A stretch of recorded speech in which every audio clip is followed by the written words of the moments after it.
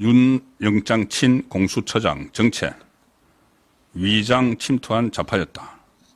공수처장이 윤석열 대통령이 임명을 했는데 어떻게 좌파를 임명을 했을까? 그 속 사정이 있었습니다. 먼저 오늘 5시간 반 동안 윤석열 대통령을 그 신병을 확보를 하겠다고 공수처가 경찰들하고 같이 이 한남동으로 갔죠. 그 경호처가 막아서는 바람에 5시간 반 만에 철수를 했는데 그 다음 단계로 이 뒤끝을 막 보이고 있습니다. 일단 오늘 박종준 경호처장이 지휘를 해서 막아서서 신병 확보에 실패를 했죠.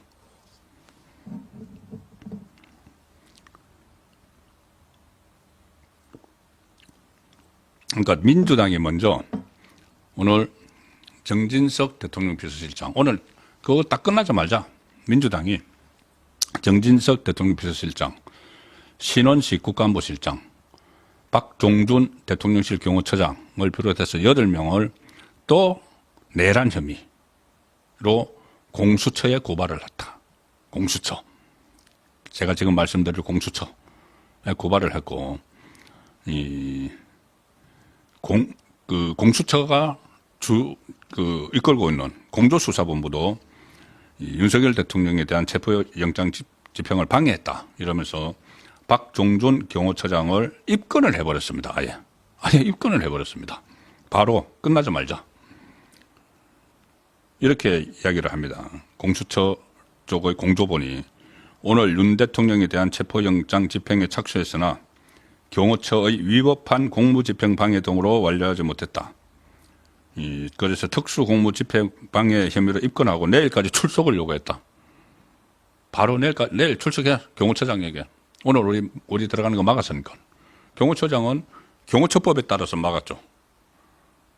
이거 법원 영장이 들어왔을 경우에 어떻게 한다는 아무 규정도 없는데 어쨌든 법원 영장이 경호처에서 경호 대상인 윤석열 대통령이 법원 영장을 원천 무효라고 이렇게 이야기를 하고 있으니까 그걸 막아선 건데, 그러면은 경호처장, 공수처로 들어가 소환. 공수처가 지금 이렇게 하고 있는 겁니다. 문재인 정부 때 만들어준 공수처. 그동안 유명무실한 수사기관이었는데 갑자기 이 상황이 되니까 오동훈이라는 공수처장이 지금 이름도 다들 몰랐는데 두 번째 공수처장이죠. 김진욱에 이어서. 오동훈이 판사 출신인데 아무 존재감이 없다가 지금은 앞장서가지고 이 상황에 뛰어들어서 한복판에 서서 수사권도 없는 내란죄, 그 직권남용을 가지고 직권남용을 수사할 수 있다. 그런데 직권남용은 불소추 특권이 있는 것이죠. 그런데 불소추 특권도 없는 내란죄까지 자기들이 다 수사를 하겠다. 이 근거는 뭐냐면은 경찰에 원래 그 내란죄 수사권이 있고 검찰도 없죠. 그런데 공수처법에 공수처가 요구를 하면은 고위공직자에 대한 수사에 대해서 공수처가 요구를 하면은 검찰이나 경찰은 그대로 사건을 이첩하도록 되어 있습니다. 그 조항을 이용을 해서 자기들이 다 가져갔죠. 다 가져가서 지금 난도질을 하고 있는 상황입니다. 5시간 30분 동안 이 보여주기식 영장 집행 퍼포먼스를 벌였는데, 조금 전에 이 경호처장을 그 소환을 하고 고발을 하고 그 이야기 들었는데, 이 공수처장, 오동훈 공수처장도 지금 직권남용 혐의로 경찰에 고발이 됐습니다. 이 공수처장이. 서민민생대책위원회가 서울경찰청에 오동훈 공수처장을 직권남용 혐의로 고발했다. 1월 4일까지는 국가애도기간으로 모든 국민이 불편함을 감수하고 연말 회식, 망년회를 비롯해서 이 말도 좀 새겨봐야 됩니다. 행사들 다 취소하고, 저도 지금 국가애도기간이어서 며칠 동안 이렇게 이 밝은 색 옷을 입지 않고 넥타이도 그렇게 하고 다 지금 침통한 분위기에서 지내고 있죠. 연말 행사도 다 취소하고 하는데 그것을 다 외면한 채 갈등을 야기할 수 있는 체포 수색영장 청구를 감행을 했고 그것을 또 집행한다고 오늘 들이닥치고 하루 종일 외신도 오늘 거의 뭐 CNN 같은데 생중계를 했습니다. 일본 언론도 마찬가지고. 사전에 어떤 뭐 조율 과정이나 이런 것도 없이 그냥 보여주기식. 그리고 체포영장을 청구를 했다고 언론에 이야기를 하고 밀행성이 체포영장은 우리가 체포하러 간다 그러면은 이 사안이 아니지만은 체포하러 간다 그러면은 체포 대상자는 다 숨어버리죠. 이 상황을 말씀드리는 게 아니고 일반적으로 그 밀행성이 있어야 된다는 이야기입니다. 그런데 그걸 전부 다 떠들면서 지금 하고 있는 거죠. 그리고 그 오동훈 처장이 12월 30일 윤석열 대통령에 대한 체포 수색영장을 서울 서부지법에 청구한 것은 이 관할 원칙을 무시한 거다. 이거 이제 편법이죠. 왜 그러냐면은 이 오동훈도 판사 출신입니다. 판사 출신인데 바로 우리법연구회 후신인 국제인권법연구회 소속 판사였습니다. 좌파 판사라는 이야기죠.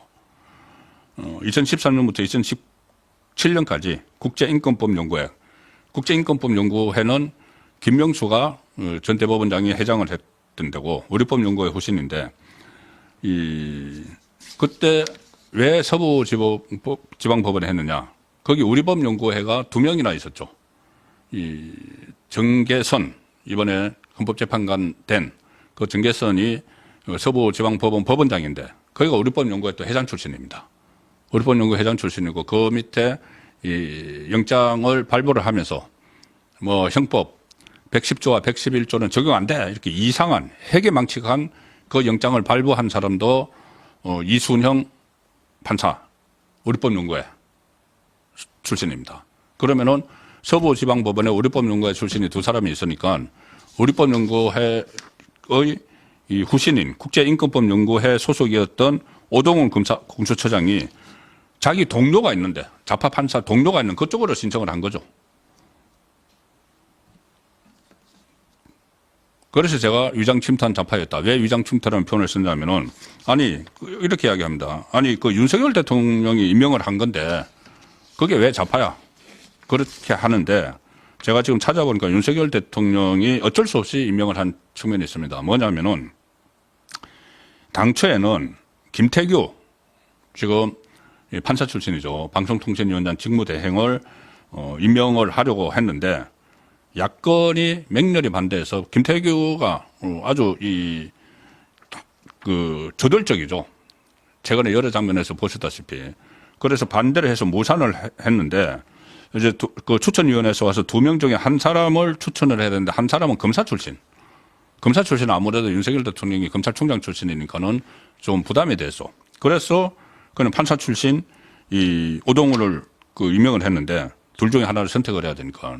이 오동훈이 바로 우리법연구회 후신인 국제인권법연구회 출신이고 완전히 좌파 성향의 판사였다는 겁니다. 그래서 이 사람이 같은 모임, 사실상 같은 모임이죠. 우리법연구회나 국제인권법연구회나 거기에 소속되어 있었던 사람들이 포진해 있고 영장판사로 있는 그것을 서울 서부지방법원을 선택을 한 겁니다. 서울중앙지법에 원래 다 해야 되는데 처음으로 공수처 출범 후에 처음으로 서울중앙지법이 아닌 다른 곳에다가 신청을 한 거죠.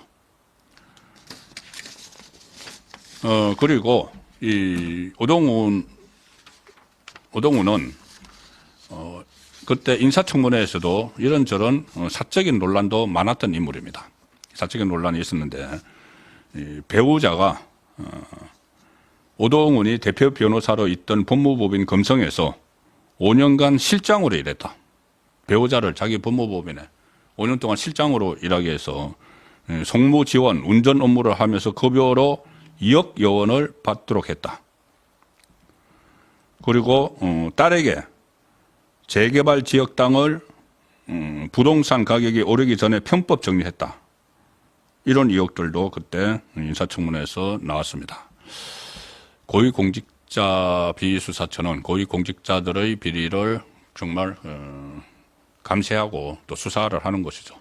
거기에 수장이 이 비리성 그런 의혹들도 많았고 또 이념이 편향되어 있는 그런 공수처장이 지금 오늘 5시간 반 동안 전 세계에 생중계되다시피 하는 그런 장면을 만들어냈습니다. 그러고도 나와서는 또 경호처장을 입건을 하고 이런 행태를 지금 보이고 있습니다. 무서운 일종의 광풍이 몰아치고 있다. 이런 생각까지 들 정도입니다.